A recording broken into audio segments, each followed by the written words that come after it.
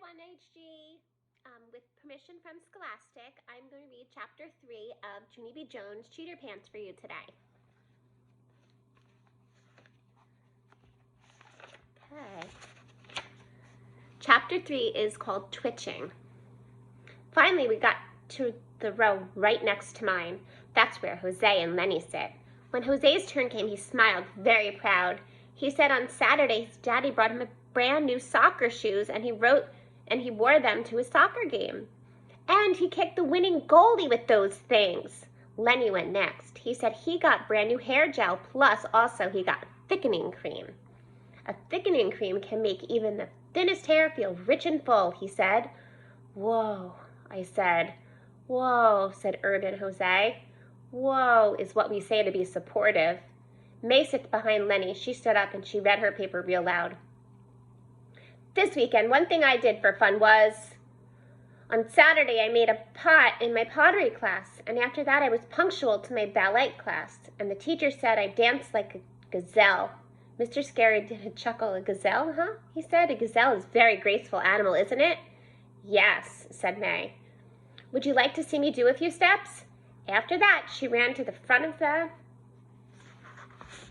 room, and she started to do ballet, but Mr. Scary said to please sit down again. As soon as she got back, I jumped right up. My turn, I said real thrilled. I tapped on my chin. Okay, well, let's see now. On Saturday, my grandpa, Frank Miller, came to babysit me, and he let me roller skate in the house. Plus, he also let me jump in my mother's bouncy bed. Only pretty soon I got very pooped, and so I ran into the kitchen and I drank chocolate milk right out of the carton. Without even a glass, I mean.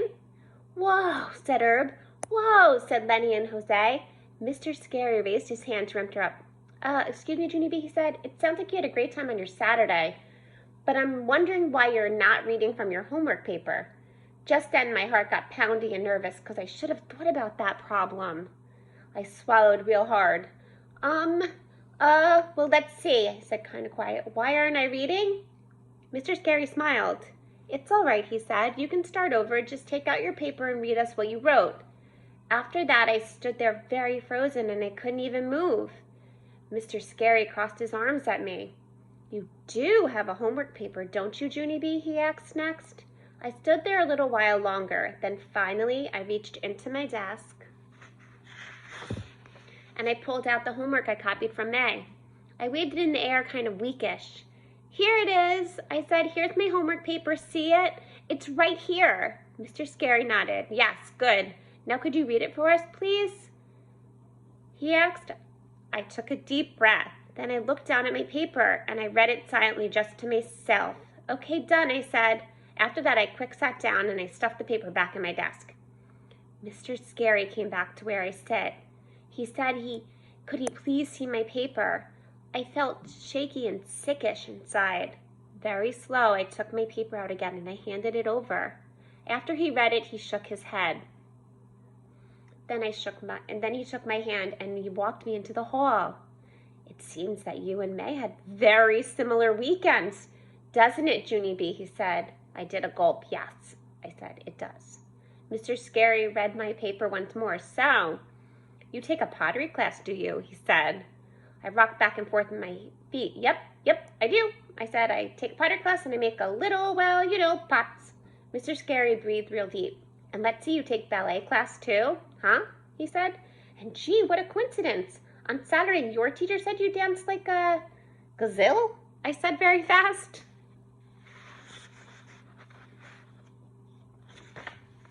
Gazelle, said Mr. Scary. Whatever, I said. My teacher sucked in his cheeks and looked at my paper again. And you were punctual too, he said. That's amazing, isn't it? I looked up at him. Well, you know.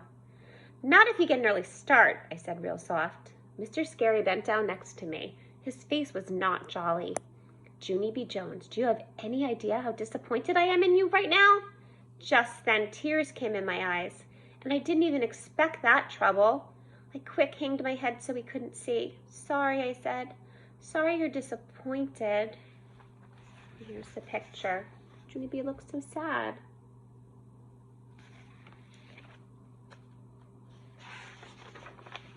Mr. Scary took a big breath. He said we would talk more at recess.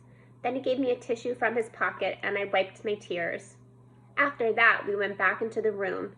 I sat down at my desk, very slumping. 'Cause what do you know? I didn't look out after all. Okay, that's the end of chapter 3.